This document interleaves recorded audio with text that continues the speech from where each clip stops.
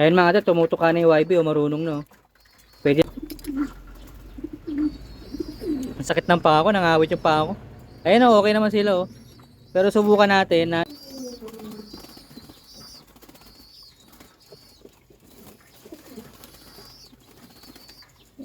hanggang sa to the point na kapag tinatawag ko siya lalapit siya sa akin at kakain siya sa aking kamay. Ayan mga dre. Ako nga pala si Master Trekkie. Simpleng kalapatista galing Pampanga. Pangarap kong makagawa ng isang pigeon village or isang pigeon park. Mahilig ako sa mga red-white racing pigeons. At iba-iba ang mga linyada na meron ako. Tara, ipapasyal ko kayo sa aking munting loft at YouTube channel. Yo, what's up mga dre? Mga kulimlimo na naman ang vibes natin dito, mga tropa. Ayan, so tanghali na mga dre. Ayan, day off ko ngayon at sinarapan ko yung tulog, alas 12 na. So hindi ko pa sila nakakasikaso mga dre. Ayan. So ngayon ko pa lang sila bibirahin yan kung anong gagawin natin. Simpleng ano lang, simpleng pag-aalaga lang mga dre. So tara. So kapag tanghali na akong pumupunta rito sa loft mga dre, nagtatakip ako ng ilong tsaka bibig kasi gutom na sila, pagaspasan na sila ng pagaspasan. So syempre maalikabok, naamoy natin, mga lumilipad na kung ano-anong molecules. So ayan, tara.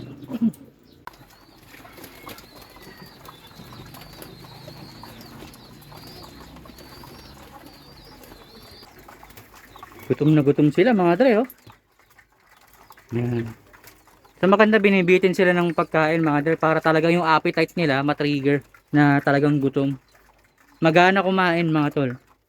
At saka maganda rin sa kalapati yun mga dre. Yung kapag sobrang empty na ng stomach nila, pinakain mo sila, absorb na absorb, kayang-kayang i-breakdown ng liver nila yung pagkain kasi nga nakapagpahinga ng maayos yung liver nila. Nakapag-fasting. Or kumbaga mahabang oras yung pahinga ng liver nila na walang tinutunaw na pagkain mga dre. Ganun na sikreto ron. Para talagang fully absorb ang bawat nutrients. Alright? So, siguro maglilinis na lang muna ako ngayon. Yun na lang ang aktibidades natin for today's video. Yung mga poop tray nilang yan, mga yan. So, ayan mga dre. Medyo malinis na. Hindi naman sobrang linis. Kasi pag, kapag naglinis ako ng poop tray, hindi ko na sinasabon, hindi ko na binabrush. Kumbaga, anuhin ko na lang ito. Yan, spatula. Tapos babanlawan ko lang ng tubig, sprayer. Yan. Huwag masyadong malinis na malinis. Yung tao nga, hindi naguhugas ng puwet eh. Yung amo nga nila, hindi naguhugas ng puwet eh. Tapos sobrang linis ng ano nila.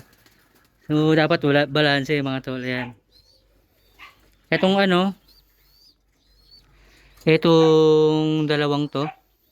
Ito si Bogart kasi, Bogart. Tapos ito si Gedley. So, red check, white flight, pareho sila. White top. Tapos yung anak parang maglalabas ng gray. Huwag ka muna umarang. Yan o. Maglalabas ng gray yung anak ko. Pero baka red barang ano nito. Yan, yung paunang kulay lang niya yung gray. Ayun o, nagre-red na rin naman yung mga ano niya, balahibo. At parang hindi pa yata magwa-white flight mga tol. Awit. Pareho eh, expectation versus reality eh. Pero syempre, possible din na mag-throwback yan mga tol. Ito naman, lumalaki na. Lumalaki na. Hindi na ako nakapag-perso bond eh. Ubus na yung perso ko, hindi na ako bumili. Yan. So, pera usog sa mga paborito nating breeder mga tol. Ito, stock. Wala pa ako maparisan. Pero isa dyan lalaki. Ayun, yung lalaki na stigial bout. Tapos, possible hen, possible hen.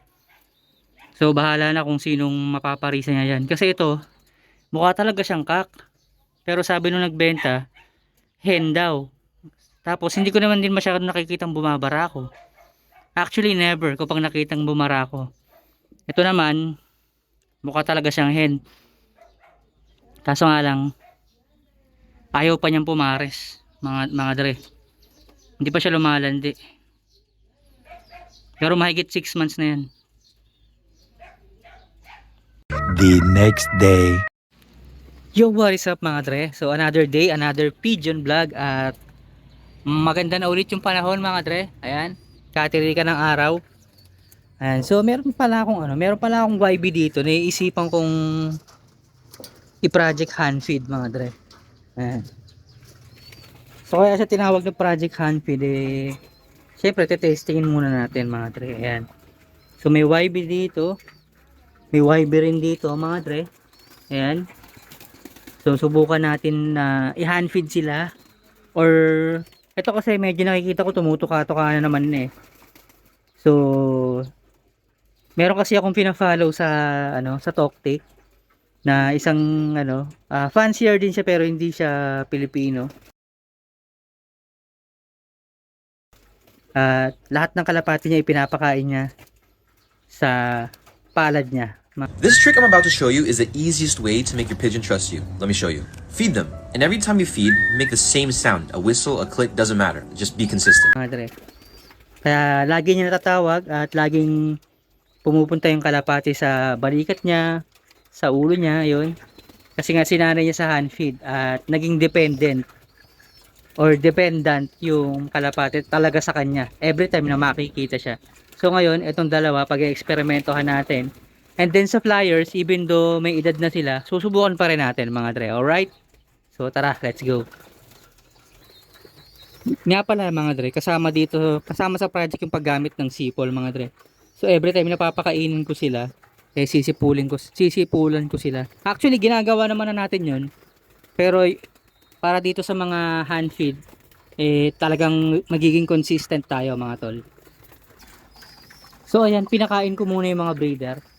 Yung mga hindi kasama or walang kinalaman sa project natin na to. Ayan. Ay, ito pa pala.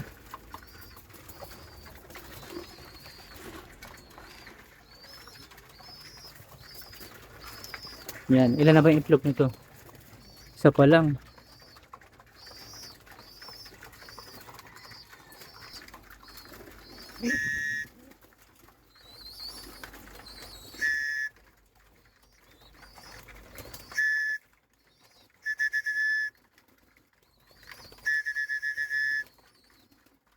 Ayun mga ate, tumutuka na yung YB o marunong no. Pwede na walay. Ganda rin ng kulay na nabuo nyo. Dark brown. Wait lang, sipol pala dapat tayo. Sipol lang.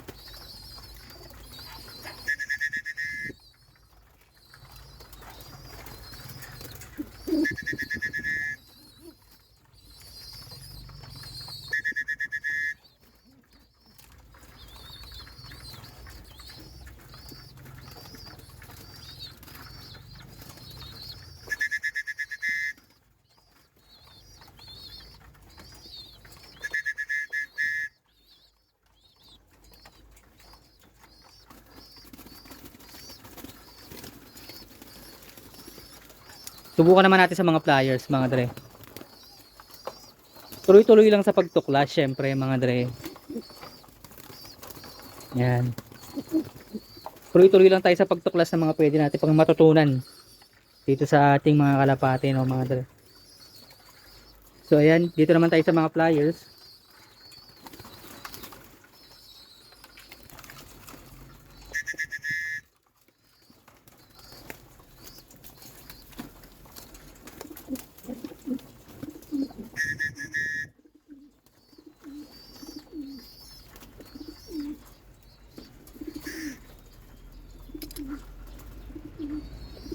Sakit ng paa ko, nangawit yung paa ko. Ayun oh, okay naman sila oh. Pero subukan natin na isara to. Ayan.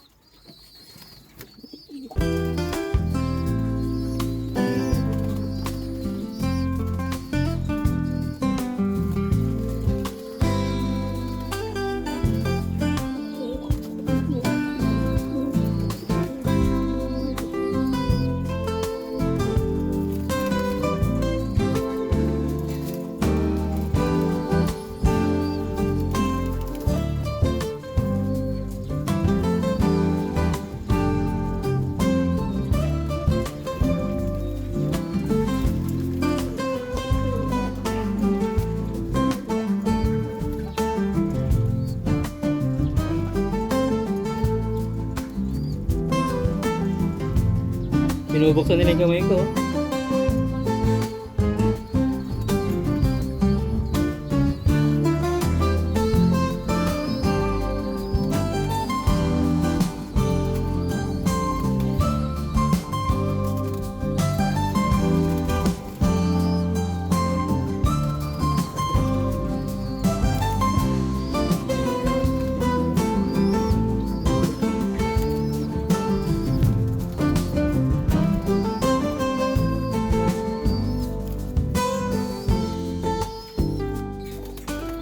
So yung what's up mga dre, ito yung sinasanay kong inakay na ma-hand feed ko hanggang sa to the point na kapag tinatawag ko siya lalapit siya sa akin at kakain siya sa aking kamay. Ayan mga dre. So patong natin siya dito. Ayan. Patong natin siya dyan. Oh. Ayan natin ko. Oh, aray katus. Yan o. Medyo tatakaw-takawin natin ng konti. Bibitin-bitinin natin. Yan. So dapat sumisipol ako nito pero gagawa na lang ako ng isang recordings tapos meron akong speaker. Sumasakit kasi pang ako sa kakasipol minsan Ayan. So next time gagawa ako ng recording. Tapos sa speaker ko na lang papatugtugin yung puro sipol. Ayan, ganyan kalayo. Takawin natin.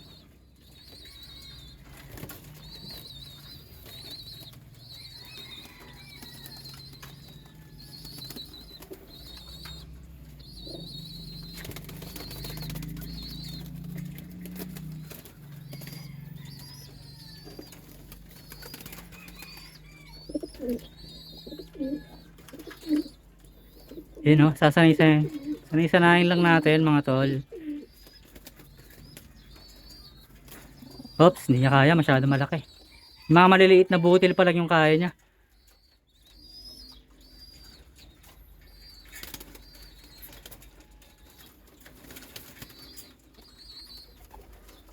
So yan muna for today, yung day 1 ng pagpapahandpid sa kanila or project handpid mga dre.